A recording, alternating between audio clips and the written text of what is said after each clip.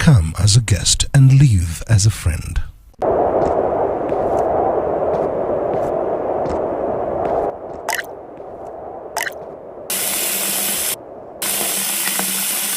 الله أكبر الله أكبر الله أكبر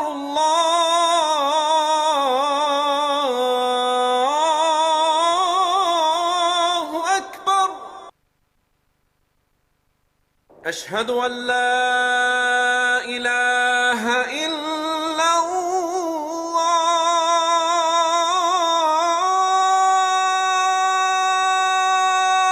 الله أشهد أن لا إله إلا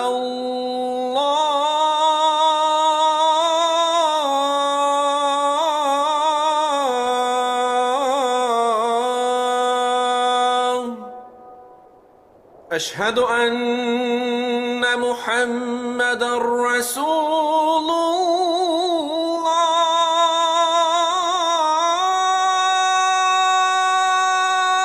الله أشهد أن محمدًا رسول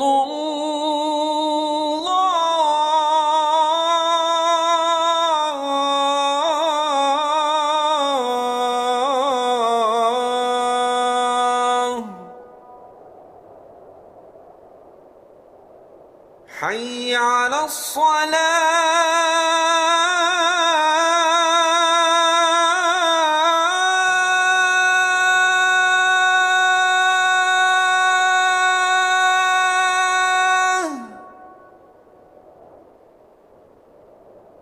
حي على الصلاة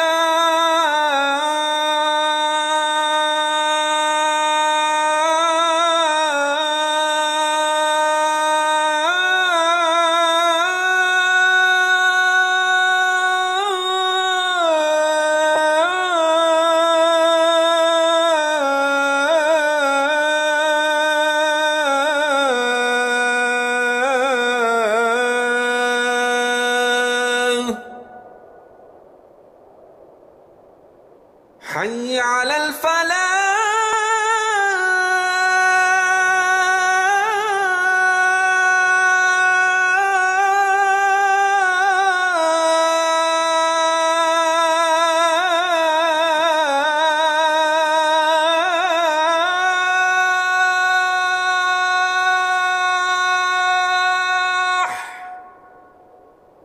حي على الفلاح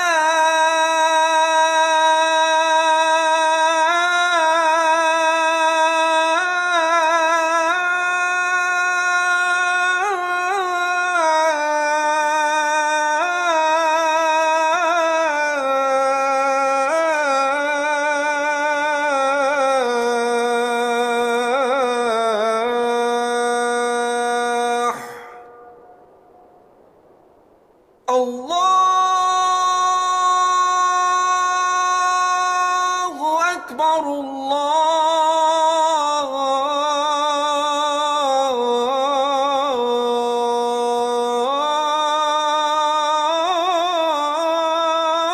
الله أكبر لا إله إلا الله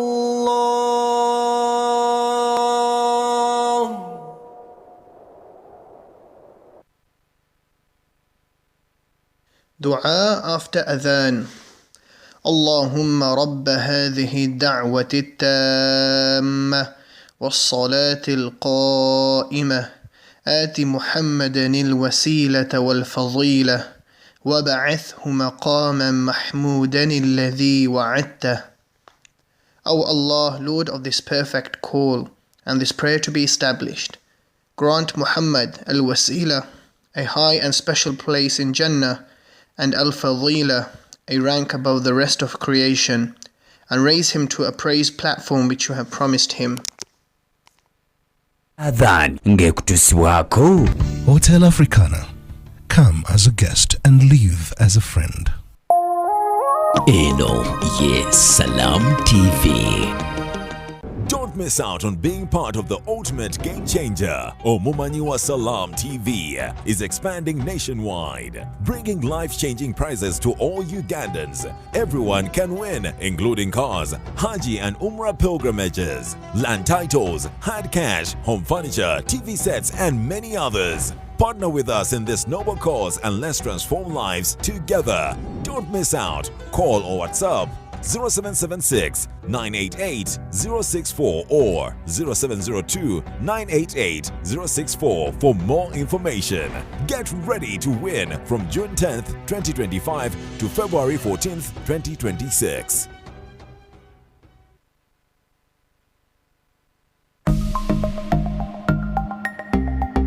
Better steady, be better. Amanya bampita waswa Ben.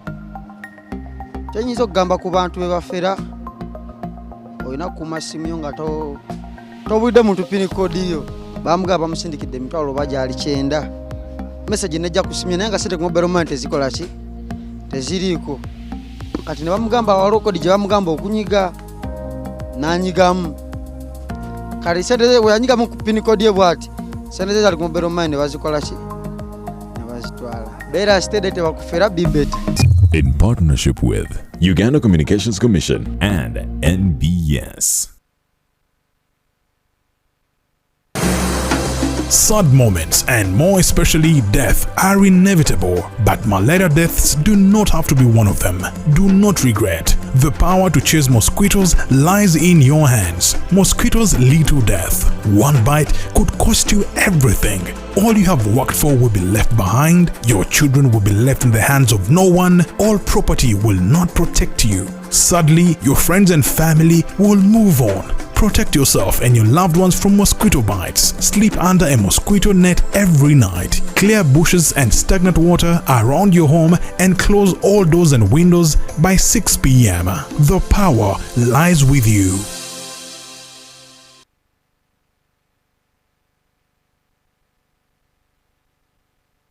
Introducing the next evolution of streaming in Africa, re-engineered from the ground up. A new look, a smarter, faster interface, seamless, powerful.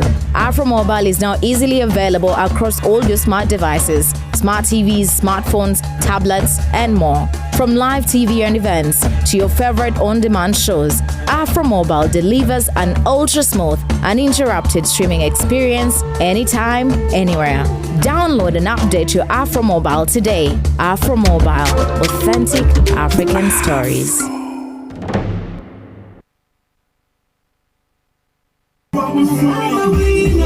Ready?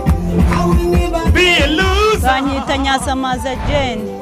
Bampamagaye bambwira ko hari umwana wanje wo kuri ishuri rya Maria wahanguye school fees. Biranezeza cyane ndishimye. Nakanze akanyenyeri 165 akanyenyeri 80 urwego nshiraho kode y'umwana. Nishimira Momo MTN kunshashurira bishura umwana wanje umwaka wose. Ndabashimiye cyane.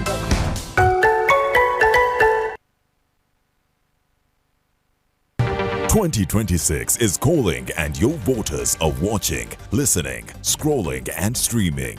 Ready to lead? Then it's time to be seen, heard and remembered. Next Media is your campaign partner. From TV to radio, digital to mobile, even influencer power, we get your message everywhere. Whether you're running for MP or local council, it's your time, your voice, your victory. Book your space now with us on 0761 001 890.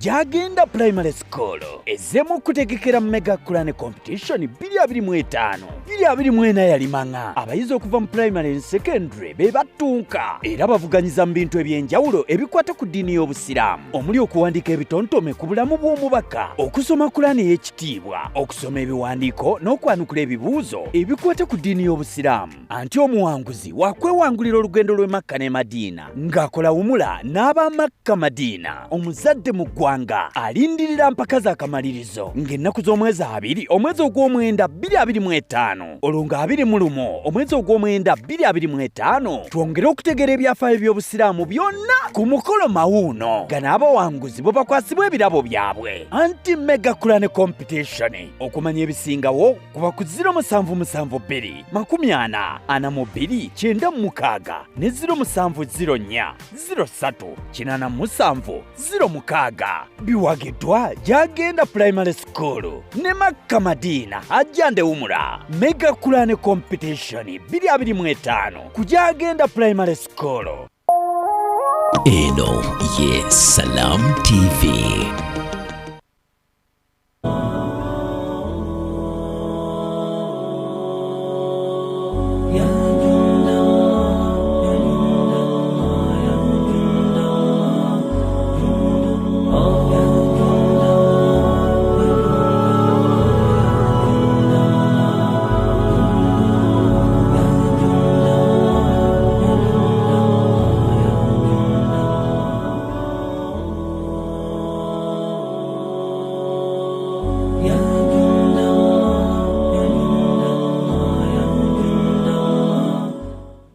بالله من الشيطان الرجيم بسم الله الرحمن الرحيم السلام عليكم ورحمة الله وبركاته.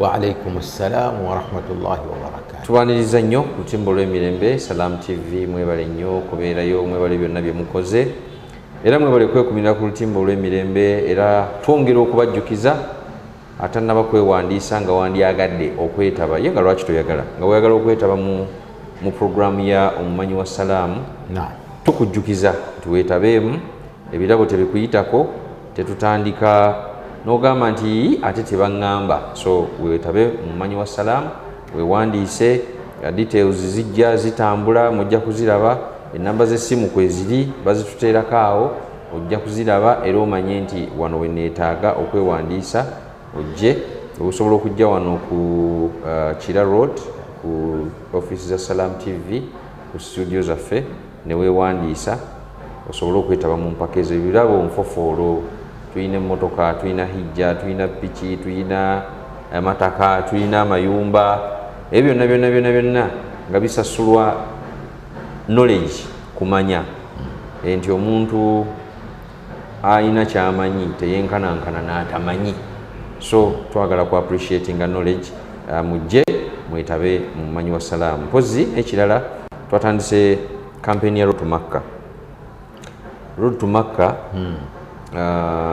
ng'ovudde ku biri nti omuwanguzi wa omumanyi wa salaamu ayina ebirabo byafuna mulimu n'ekirabo kya hijja ku mitendera egy'enjawulo kati campaign ya Road to Makkah ye ate yakulaga bantu butya kikye kitegeeza gwennaku zino Makka eyogerwa Makka bagenze mu umra bagenze mu hijja bagenze mu umra bagenze naye Makka kyeki olugendo lw'e Makka kitegeeza ki okuviira ddala eno mu kusoma emikolo empeera ezirimu ebifo eri ebyenkizo bye tugendako so otwetaaga okutegeeza abantu olugendo olwo mu bufu obwennyini tukubiriza era ne tusaba abaliyo bonna abandyagadde okutambula naffe abaagala okuteeka mu programu eno amaanyi abasuubuzi nakinaki kubanga waliwo abasuubuzi ng'aganze nina wenjagala okuteeka ssente naye nga kusomesa waliwo abantu nga si basuubuzi naye naga nze njagala ssente zange zigende mu ddaawa so tubakubiriza mujje mutwegatteko mu lugendo lwa Road to Makkah. Details zijja kujja n'abasomesa bangi bajja kujja nga bongera okusomesa okutambula oba olugendo lw'e Makkah luno kiki kyekirutegeeza mu busiraamu mu byafaayo n'ebirala n'ebirala. Sheikhe bwe tukoma wano ku programu yaffe ekkubo mu kutambula kwaffe mu nsi tutambula tutya n'ebifaananako bwe bityo naye twalina omulamwa nti Nabbi sallama yateekateeka atya ebyenfuna by'ekibuga Madiina ebyasaasaanira oluvannyuma ebyasaasaanira ensi yonna nga bwe tuzze nga tubikoonako mu programu ezimu yabiteekateeka Yesu watulaga yatandikawo kino n'atandikawo kino n'atandikawo kino okuteekateeka ebyenfuna n'okubeera kw'abantu obulungi kusuubula kukola ki naye ebintu ebyo bwe yamala okubiteekateeka oluvannyuma lw'okuvaawo kwe ebintu ebyo byasigala kyekimu bwe bibanga byasigala kyekimu olwaleero bwe bikyali olwaleero bwe twogerera nti abagamba nti tugoberera omubaka Muhammad sallama gwe tulabirako gwe tusomako tukyakola nga bwe yateekateeka ebintu ebyo ne we yawangaalira e Madiina n'ebibuga ebyetooloddewo Makka wawawa ne Buwarabu yonna kuba naye yali Muwarabu bwe bikyali olwaleero ye ebintu ebyo yateekawo sisitimu nti bisigalewo lubeerera oba kyali omanyi waliwo abantu abakola tubiraba mu byabufuzi olwaleero ng'olaba mukozi mulungi naye nga Munyezi Mungu n'amala atugerera n'avaawo be pa ye bw'agenda bukolokolo ne sisitimu ye na buli kimu ne bifa kitegeeza nga mulina kuzimba bipya oba abeera azze omulala ng'alina kuzimba bipya so twebuuza nti Nabbi sallallahu alaihi wasallama bwe yavaawo ebintu byasigala kyekimu yalekawo sisitimu ezibikuuma ebintu ebyo bwe bikyali tukyabiinayo tukyalina ku sisitimu ezo nti abantu bakyayagalira mu sisitimu eyo kuba yali yakulabirira abantu tukyagifunamu sheekhe أعوذ بالله من الشيطان الرجيم بسم الله الرحمن الرحيم الحمد لله والصلاة والسلام على نبينا محمد وعلى آله وأصحابه أجمعين kyennaku nti ebingi ku byo omubaka sallallahu alaihi wasallam bye yaleka atadde mu sisitimu y'ebyobusobozi byakendeera oba byanafuwa ekimu ku byanafuira ddala kye bayita alwazi'u ddiini gamba omwoyo gw'eddiini mu mitima gy'abantu omuli abasiraamu kugamba balala baali badde balina kulabira ku basiraamu n'olwekyo abasiraamu bangi ekintu ekyo ekyokuwulira nti ndi musuubuzi oba ekyokumanya nti ndi musuubuzi naye eddiini erina okunnuŋŋamya ndi mu byanfuna naye eddiini erina okunnuŋŋamya erina okunkulembera erina okundaga butya bwe ntambula ekintu ekyo kyanafuwa era kituleetera obuzibu bungi nti bw'omuba temulina wazi'u ddiini mu kukola bino ebya bizinesi temulina mwoyo gwa ddiini temubeera beesigwa temubeera pankcho temukuuma budde temusasula mabanja temutuukiriza bipimo n'ebirala ebifaanana bwe bityo kakati ate ku sayidi endala ffe bwe twabivaako olw'okuba abantu bangi bayinza okuba nga si basiraamu naye bano abasoma ebitabo oba basiraamu basi basiraamu bwe basoma bali abatali basiraamu bwe basoma ebitabo ebikwatagana ku mbeera za Nabbi sallallahu alaihi wasallam bamanya nti ono yali mubaka wa Katonda oba at least bamanya nti ono yali muntu wa njawulo yali muntu mugezi yali muntu alabira awala kati baba tebakkiriza nti yali mubaka wa Katonda ebintu bye byeyayigiriza ne babitwalira mu kiri ekiti nti yali mugezi yali alabira wala n'olwekyo ebintu bye tulina obikola ki tulina okubitwala kakati ne babitwala bazungu ne babyadoptinga ne batambula nabyo ne bibayamba nnyo kati gwe tunulira nga kye twagamba ekya sharaka partnership abantu okwegatta ne bakola ki ne bakola business ne bapulinga gundi resources together ne bakendeeza cost ez'okukola business ne pressure otyo ate ngaekyo omubaka febe yakiyigiriza febe yakiyigiriza kyaffe yakubiriza nnyo partnership n'atuuka n'okuleeta hadithi al-Qudus ega nti ana thalithu sharikain Katonda ng'agamba nti nze wakusatu owaabo ababiri abakola bizinesi abasalawo okugatta bizinesi abakolera awamu. bw'obeera weka Allah talina wagambira nti mbeera wakubiri naye yaga nti bwe mubeera ababiri mba wakusatu mu kampuni yammwe kyembeera basatu waako nawe mbeera otyo naye abeera nammwe siga nti abeeramu na shares abeera nammwe okubawa support okubawa baraka okiraba okubawa obugumu okubawa tawfiq okutuuka ku bye mwagala kiraba okwo kwe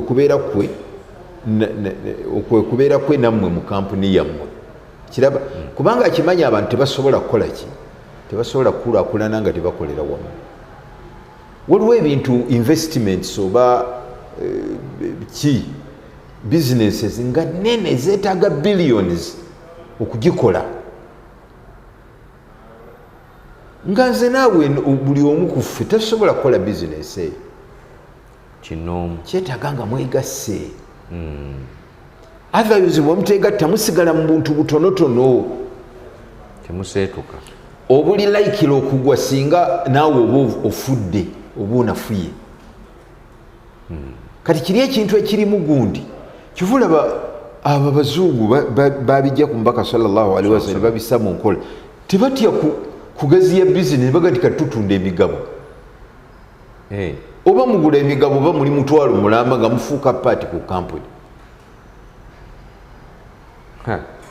fe wano buli omu naki kyeziva mu makampani zaabwe ziwangaale. Yes, osanga kampuni ng'eriko since 1875 etambula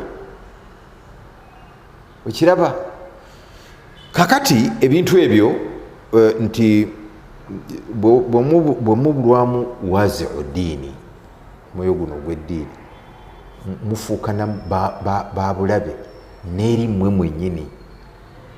Omuntu ayinza okubeera nga atandise bizinesi n'omusanga nga bano abagikolamu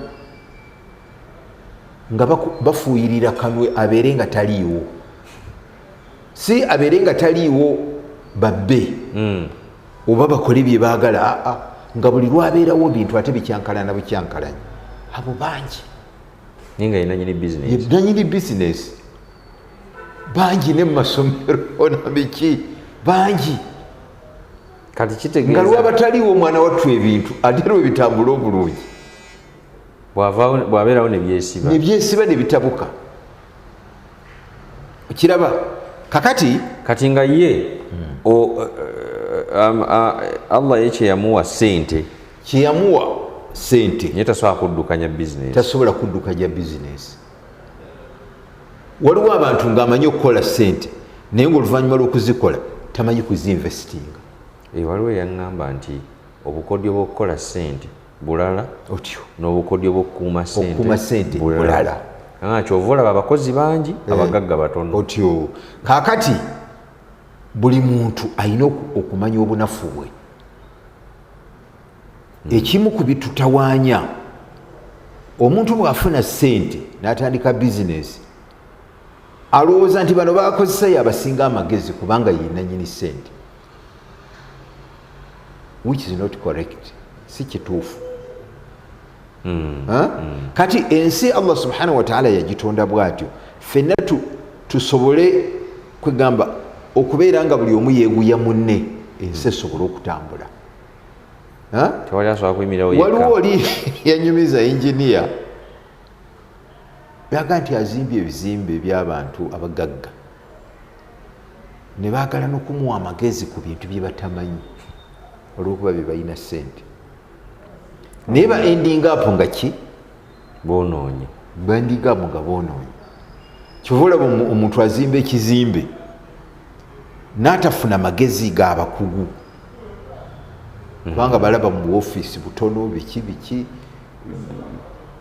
taba consulting tabakozesa kubanga ye ayina ki esente, ayina sente. Kakala agenda okuending up nga akoze bizinesi azimbye ekizimbe kiriko emyaliiro 5 oba 6 ng'omwaliro ogwo gwe gwokka ogukola emirala gyonna mifu sente zaafa. Omulala yaŋŋamba nti oli engineer yaŋŋamba nti oli yamuga nti nyegawaawo amadaala eyo eri eteekwa okugweramu amadaala ago n'agakola nga gali kumpi bwe gati nga butasobola kulinnya genda eri waggulu yaga nti gateekwa okujyaawo kubanga amadaala gayina levo gye gayina okutambulirako kati geetaaga eri oluusi nga mpanvu gati gwe gakole nga bwe guli gateekwa okujyaawo awo. Kakati ekizimbe kyaggwa teri alinnyayo batyayo tolina gwolinnyayo madaala nga gali bwe gati olinga alinnya egundi omulongooti olinga alinnya omulongooti. Kakati twava ku ki ku nkola y'omubaka sallallahu alaihi wasallam mu by'okukola bizinesi nga n'obuzibu awalala we buva ebintu ebyo okusomesa bizinesi ng'omubaka sallallahu alaihi wasallam bwe yaziyigiriza okubijja mu siribasi okubijja mu curriculum ze tusomesa abaana naddala abawalimu tebiriimu kati bafuluma nga bali green ku saidi eyo era kyova olaba kizibu nnyo okusanga omuwalimu n'ategeka khutuba ku bya bizinesi n'ogiraba nga ddala eri well researched naye ng'abijje mu hadithi na aya articulate si kyangu kubanga tebabitusomesa tetubisomesa bayizi gyebiri ate bino byetwogedde kati eno programu oba yakusatu oba yakumeka naye nga teffe tukuonako bukonyi. So bizinesi mu busiraamu lwaki tetugitegeera? Kati bizinesi kutugambye nti wazi'u ddiini teriimu mu mwoyo guli ogw'eddiini. Ekirala okubeera nti tetufaayo kukola ki kubiyiga. Kati eddiini bwe tuba tusomesa eddiini okusinga tutunulira ibadaati ne ahwalu shakhsiya kusinza na mbeera zaamu embeera zino ez'obuntu omuli okuakiika kuwasa ku byabusika kiki kuziika obusuubuzi tubuyita kungulu bwetu oti abisuubuzi teri kiraba kakati bwe twagaana okubusoma kati ate ne tutandika okukoppa ebyabalala ate nga bino ebyabalala bye tukoppa babijja ku mubaka sallallahu alaihi wasallam ate balondamu bironde bayinamu ebyabwe kubanga ebimu nabo bibanyiga ate ebyo mubaka sallallahu alaihi wasallam byo tebiina gwe bifevaringa tebiina gwe binyigiriza kakati bali bajjamu ebibafevaringa kakati ne bayiyayo ebinyigiriza ne babiteeka mu bizinesi nayo nga kati nga riba kati mubaka yiti sallallahu alaihi wasallam bye bamukoppako abazungu ate riba ye yamuvumirira olw'ebizibu by'amanyi ebimuvaamu kakati ate abazungu mwe beexploitingira abantu abalala n'amawanga amalala ne mubeera ng'olubeerera muli ba hostages b'amawanga ago kiraba kakati omubaka sallallahu alaihi wasallam mu kimu bye yayigiriza mu bizinesi kwe kulabeera nti yatulaga nti emaali mafhumu lmaal fi lislam the concept of good of wealth mu busiraamu bwobusiraamu obugagga okuŋŋaanya ssente buli kitegeera butya mu busiraamu bukitegeera nti omuntu yenna akola bizinesi alina okukimanya nti emaali ya Allah subhanahu wa ta'ala emaali ya Allah obufuzi bwa Allah n'emaali ya Allah subhanahu wa ta'ala. Sheikh tutangazeewo kubanga omusajja ali mu kikuubo akeera n'agenda n'asuubula ebintu n'abireeta n'abiteekamu ne bamuwa ssente n'aziteeka mu bbanka n'azigyayo n'azikozesa ebirala yasasula emisolo ate ebeera etya ya Allah concept yeeyo kakati okumanya nti emaali ya Katonda kwe kubeera nti bw'ogifuna waliwo obligations z'olina okutuukiriza. Siga nti Katonda ebeera yiye naye bw'ogifuna kubera yakuganze nagudde edduuka otyo kubanga Allah subhanahu wa ta'ala yakufacilitatinga. Otherwise abantu bonna abakola business ne bata succeedinga nga ggwe si gwe obasinga amagezi, si gwe obasinga amaanyi, si gwe obasinga okuyiiya. Naye Allah subhanahu wa ta'ala yateekamu tawfiq ne baraka. Kino nga bw'okoze bwoti ne bwoti kankugulirewo otambule bwoti ne bwoti.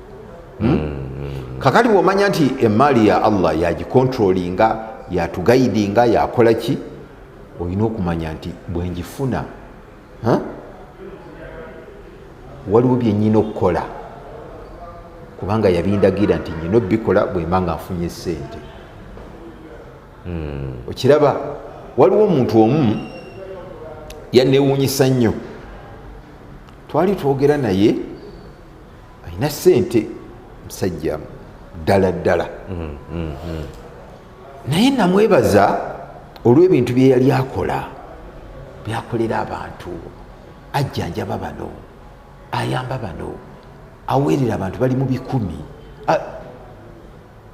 Nemuga naye ebintu bino gwe lwaki obiraba bwotyo?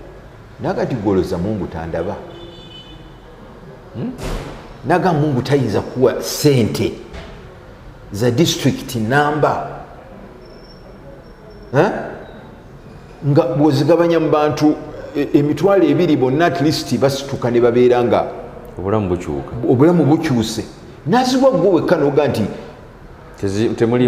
asigala takutunuulidde temuli sheeya yaabwe.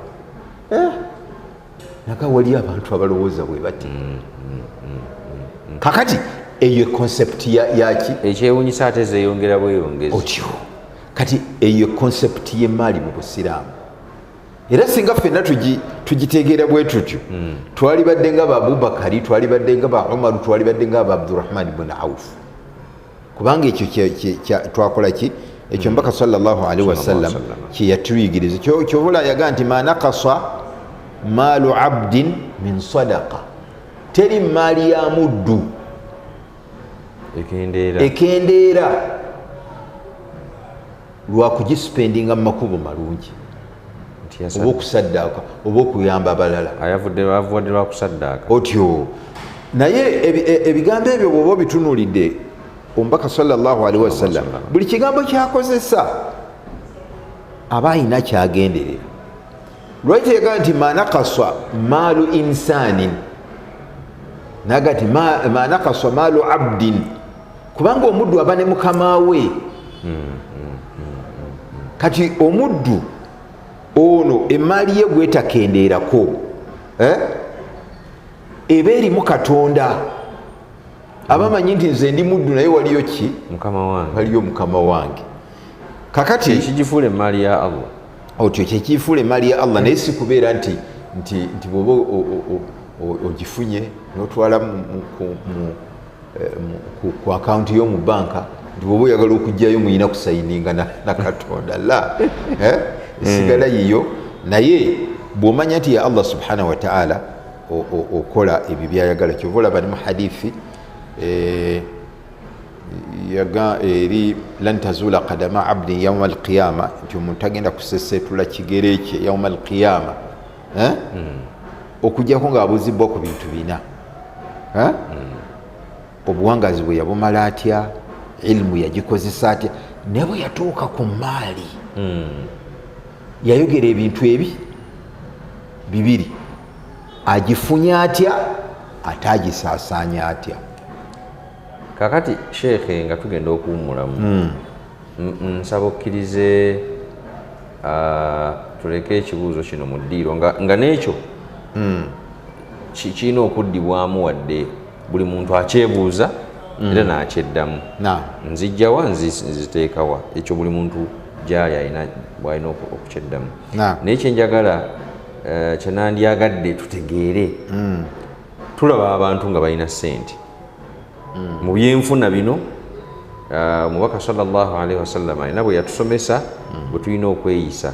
Omuntu n'afuna ssente nga tazifunye mu makubo matuufu n'awangaala nazo naye nga tazikozesa ffe bye tusuubira okusinziira ku ndaba yaffe, nga takola bye tulowooza nti byandibadde akola, naye ate n'agiwangaaza n'atuuka okuva mu nsi ng'ate ayina ssente. Kati abantu abo emmaali ye ebeera yaani? Ekyo ekibuuzo kye tujja okuyingira nakyo. Oli ku lutimba olw'emirembe, Salam TV program ekkubo. Tugenda kuwumula mu katono tovaawo katukomewo.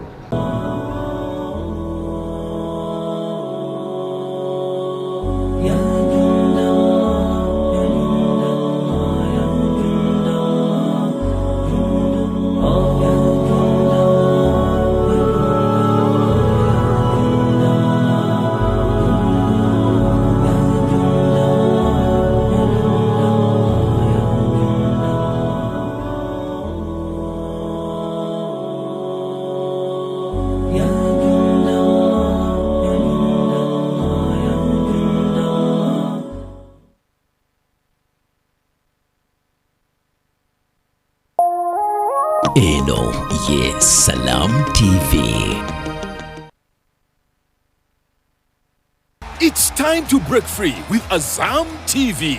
Grab yourself a full kit at 80,000 shillings or an Azam decoder at 40,000 shillings. Experience the thrill of every goal in La Liga, Italian Serie A, German Bundesliga, and the excitement of live sports action from the Saudi Pro League and Carabao Cup on Azam Plus and Play Package in HD. Your favorite China Uganda movies on Chambuka TV on Azam Pure for just 13,000 shillings monthly. Unlock a world of sports and entertainment with Azam TV, the most affordable pay TV around. Visit any of our agents or call 0312-308-900 for more details. Azam TV, entertainment for everybody.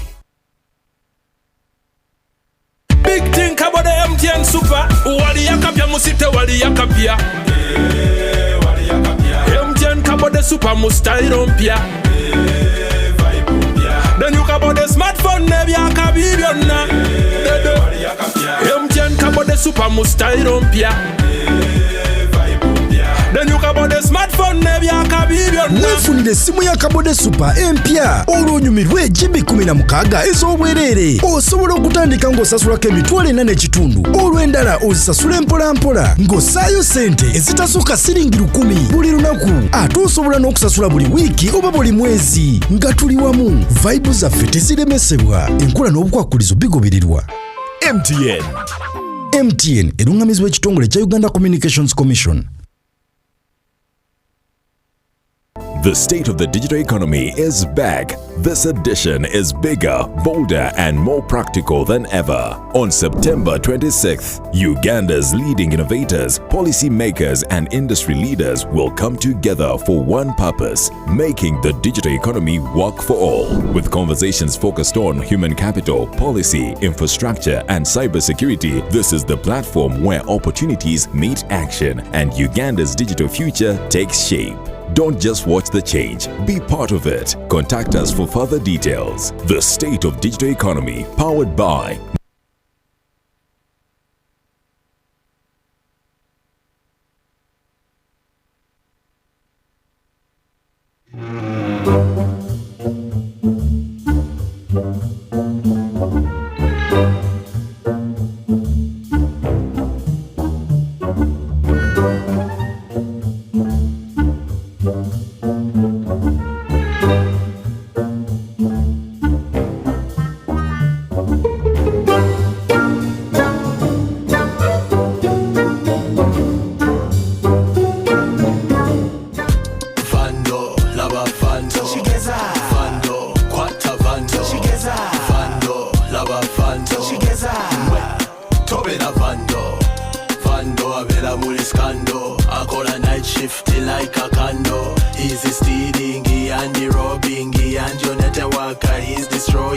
Vandalism is an offense punishable by up to 10 years in jail.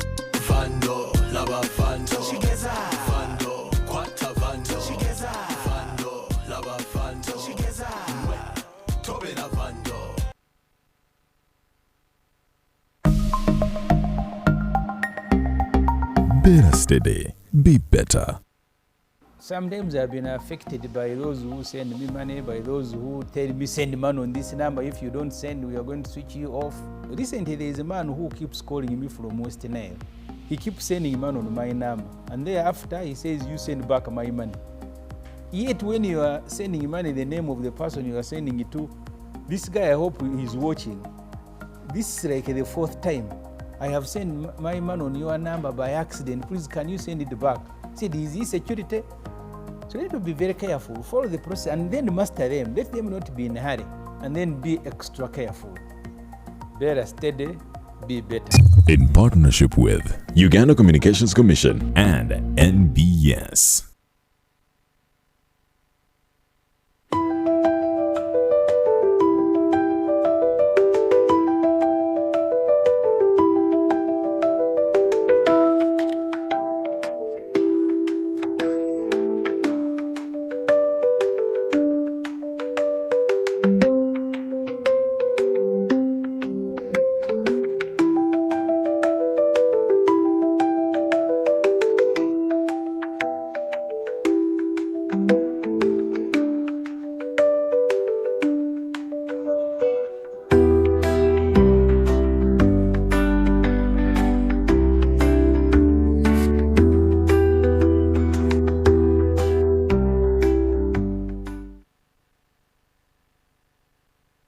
The Electoral Commission informs the public that nominations for the 2026 general elections will take place as follows. Presidential candidates 23rd to 24th of September 2025 at Lubowa Reza. Members of Parliament from 15th to the 16th October 2025 at the gazetted district/city nomination centers. Local government 3rd to the 24th of September 2025 at gazetted district and sub-county nomination centers. All aspiring candidates are reminded to carefully follow the official guidelines. Nomination forms and details are available at district, city offices or on www.ec.or.ug.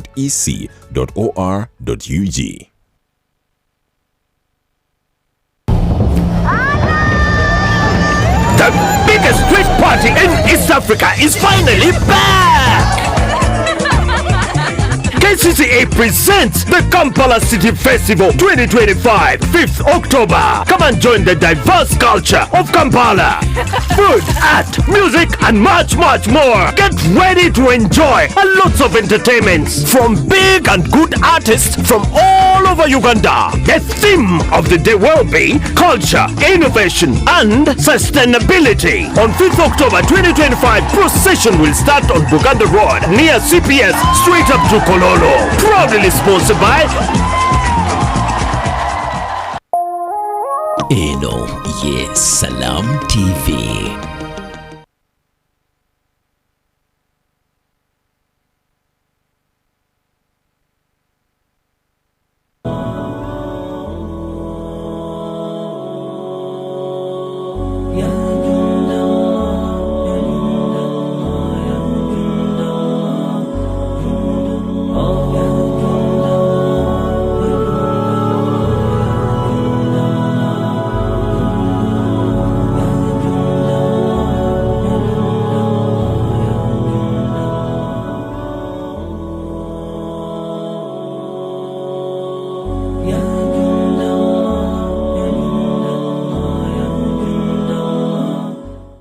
Okyali ku timu Mirembe Salam TV program ekkubo tukyagenda mu maaso.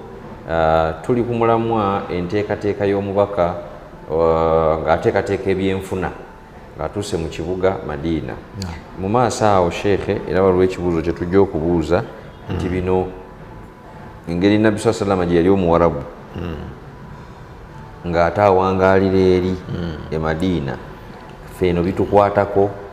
Weewaawo tuli basiraamu naye bitukwatako nge emmere yaabwe gye balya bwetatukwatako nga ffe tulina eyaffe ne tusigaza byakusinza. Kati n'enteekateeka gye yateekateeka eri bitukwatako naye bwe twaviiridde mu ddiiro twali n'ekibuuzo nti ng'oli ku hadisi eri nti Allah ajja kubuuza omuntu emmaali wagijjawa era wagisaasaanya otya, yavaawa yalagawa.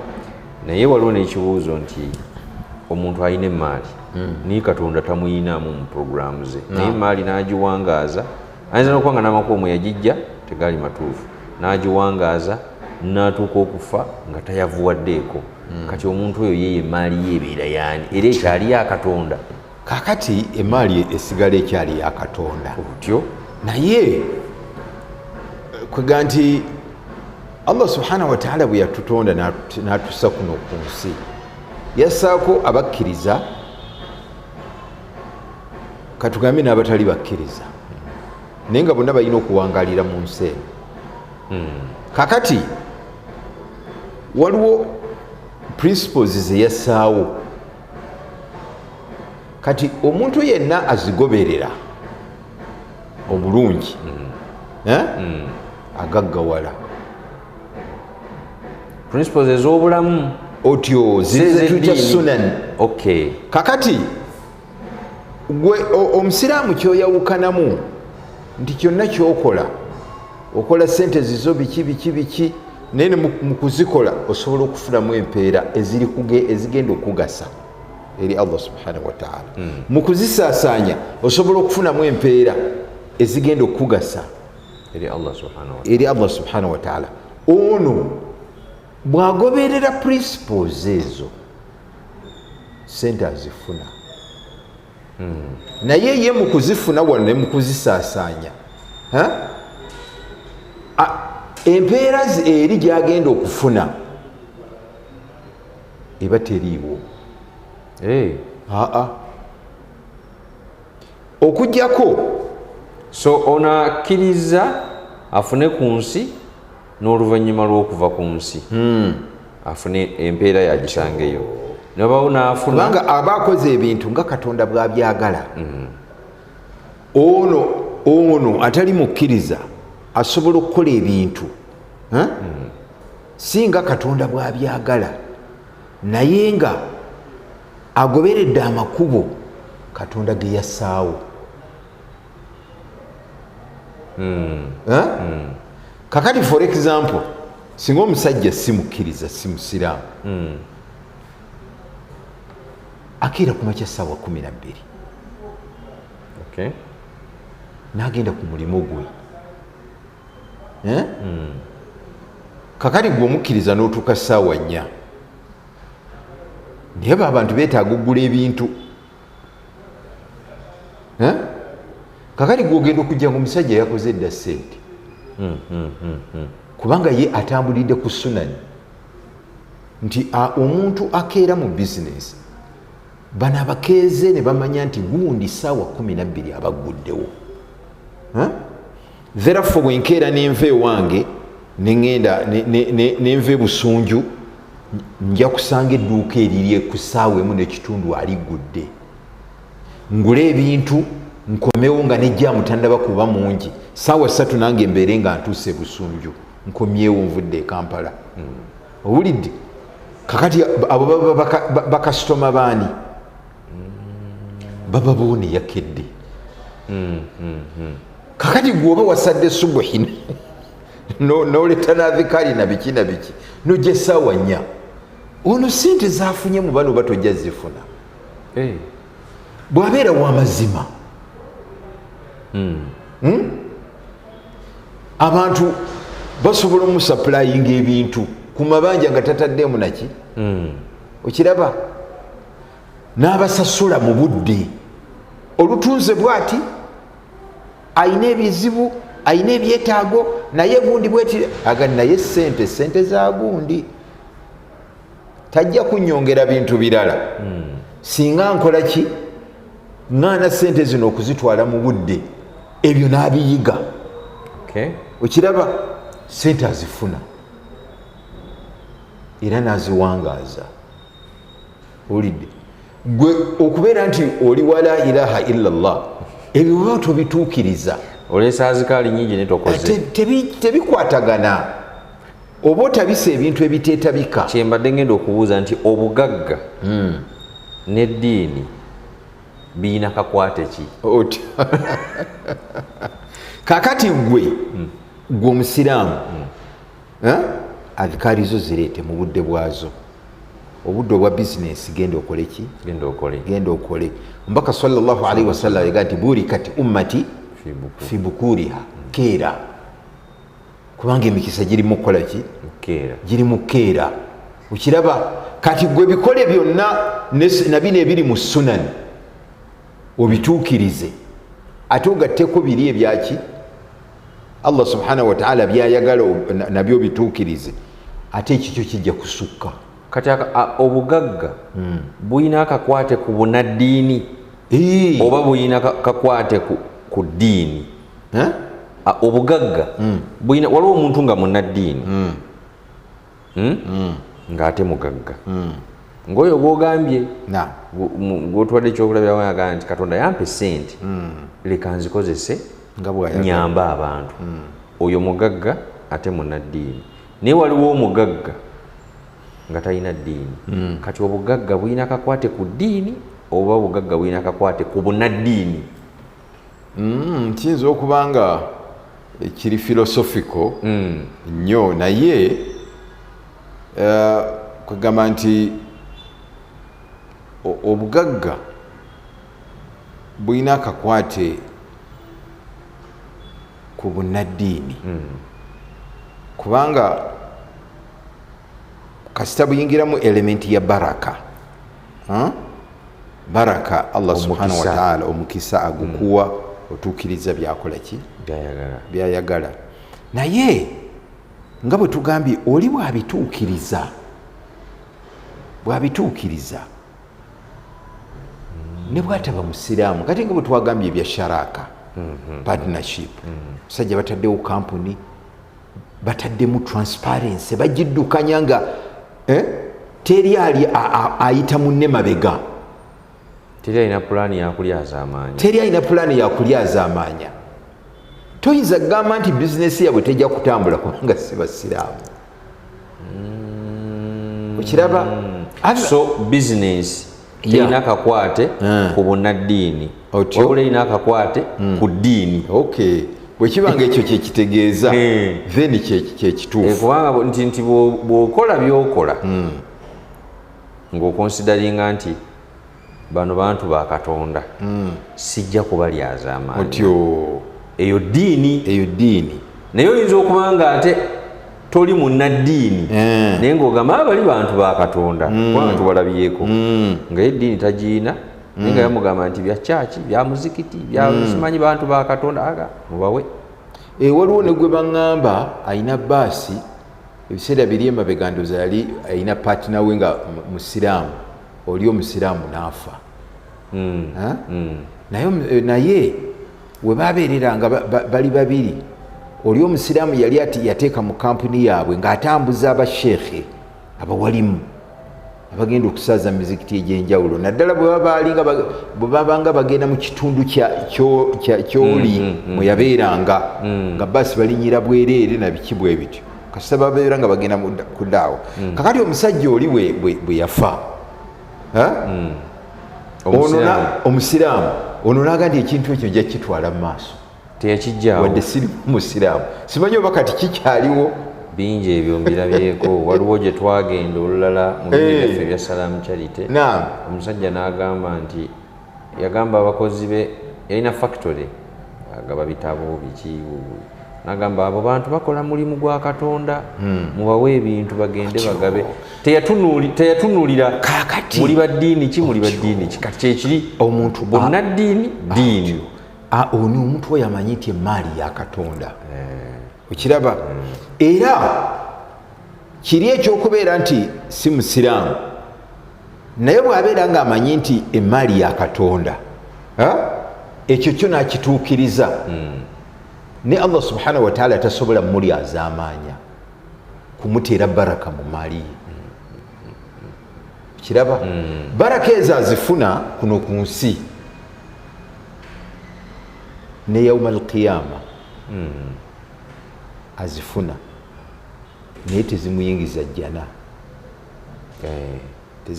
jjana era empeera ye olw'okuba Allah subhanahu wa ta'ala laisa bidhallamin lilabid talina gwagenda kulyaza amaanya regardless otyo musiraamu si musiraamu munaddiini si munaddiini era abalala bye bagenda okubavunaana nga tebabituukiriza mu bizinesi zaabwe Allah subhanahu wa ta'ala yitagenda bimuvunaana kubanga yabituukiriza yalabirira abeetaaga okulabirira yayamba kakati ate oli ataayamba naye nga ate yeeyita munnaddiini talina kyagenda kukifunamu ekyo so obugagga tebulina kakwate otyo ku bunnaddiini wabula bulina kakwate ku ddiini otyo kati okubeera ennyo munnaddiini tekikufuula mugagga otyo ekyo kubanga otera nnyo tusomera hadisi Umaru yagoba abantu mu muzikiti mugende mukole naye Umaru ku imaani gye yayina yandibadde agoba abantu mu muzikiti ng'ate bagenyi bakola ibada bagenyi ba Allah naye kakati ibada ezo ezimu ezo adhikaari n'ebirala ebifaanana bwe bityo waliwo ebintu ebirala nga empeera zaabyo nnyingi nnyo ng'ono wadhikaari empeera ezo okuzituukako ateekwa okuba nga ataddemu amaanyi mangi nnyo ag'enjawulo kubanga adhikaari zino zikoma ku ggwe gwazireeta ate waliwo ebintu ebirala bingi omuntu byasobola okukola nga bigasa abantu abasukka ku ye otyo kakati ate nga ebintu ebyo ebisukka ku ono omukozi birimu empeera nnyingi nnyo okusinga ebintu ebikoma ku muntu kyovulaba nga omubaka sallallahu alaihi wasallam yaga nti khairu nnas anfa'uhum linnas omuntu asinga obulungi yoyo asinga okuvaamu emigaso egituuka ku balala kiraba kakati wabuuza ekibuuzo kiri nti emaali yoona atali mugundi twaga nti almaalu maalullah eyoono atali mulungi yo yaani kakati ekyo okukiddamu kwakyo kiri bwe kiti nti emaali tugifunira mu biti bisatu n'ebirungi ebirala byonna byetufuna tusobola obifunira mu biti bisatu kakati omuntu asobola okufuna emaali kubanga akeera n'akola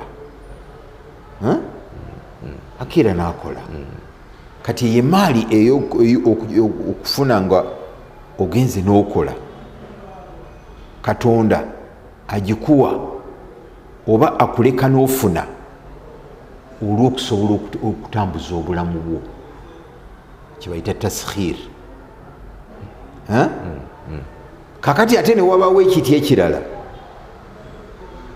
singa ogenda n'okola ate bw'omala okukola n'okola ebirungi wadde oli Katonda era naye yaba amugguliddewo eyasoose naye gwe okuggulirwawo okuko okubaamu obuwagizi bwa Allah subhanahu wa ta'ala ekibuleeta kutuukiriza byayagala oli akola bukozi akola era asobola okufuna naye entunuulira y'emaali ye mu maaso ga Katonda Katonda entunuulira gyetunuulira emaali ye oli asoose si yatunuulira gwe ey'okubiri kubanga gwe akuwa obuwagizi bwe kubanga okola byayagala kati emaali yo ebaamu omukono gwe ebaamu obuwagizi bwe era gwe bw'otegendereza gwe ate owookubiri oli asooka ayinza ogimulekera gwe ate bw'otandika okukyama n'agikugjaku kubanga emaali ate gwe ekufukidde kizibu ate ng'obadde mulungi emaali ekufuze etandise okufuga ayinza oga nti ono ayinza okukomekereza obubi emaali kanjimugjeku kamutaase so nga oli takikola ki takimanyi oli takirina kwayita biriiko kati bw'ofuna emaali ng'oli musiraamu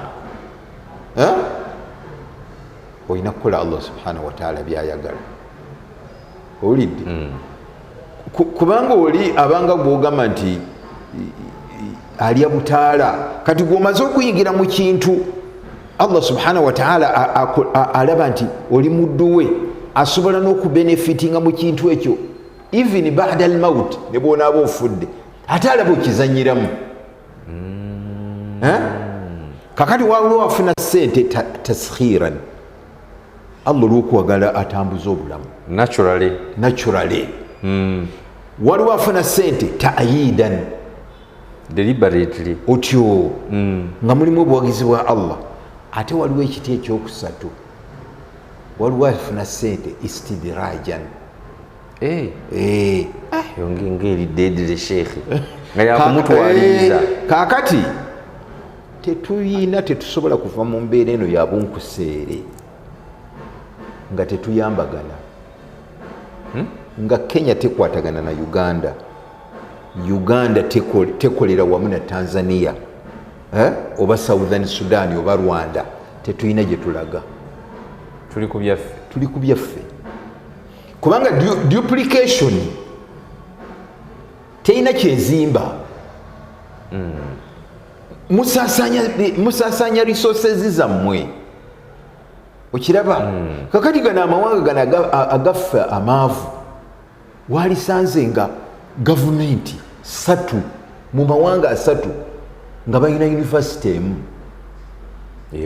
ey'amaanyi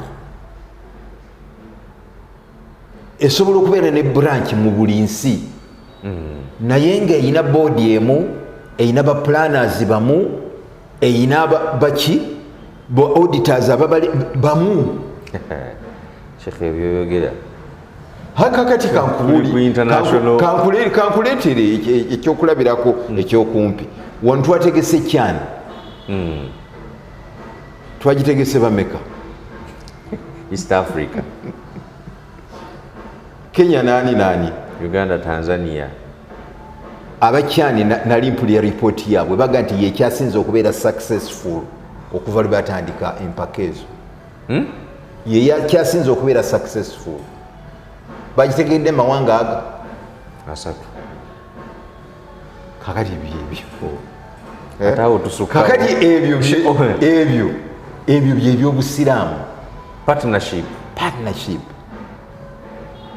kiraba kakati waliwo n'ebirala bingi naye nga kati bwemubeera mu partnership ezo akatali mukanoonyeza wamu okiraba bwe mufuna supplier ne bw'aba ayagala ebintu bingi ayagala emmwanyi nyingi mwangu okuzikuŋŋaanya kubanga mukolera wamu United Force naye oyinza bantu bangi bava ne bagenda nti bagenze kukola bizinesi eyo basimanyi take simanyi bagenze mugundi bagenze myoleso ne batuula n'abasajja abagagga naga tibaŋŋamba nti ewammwe eyo muyina gundi ensi yammwe ennungi eyina ebibala ebintu birina naga ndi musobola okumpa ennyaanya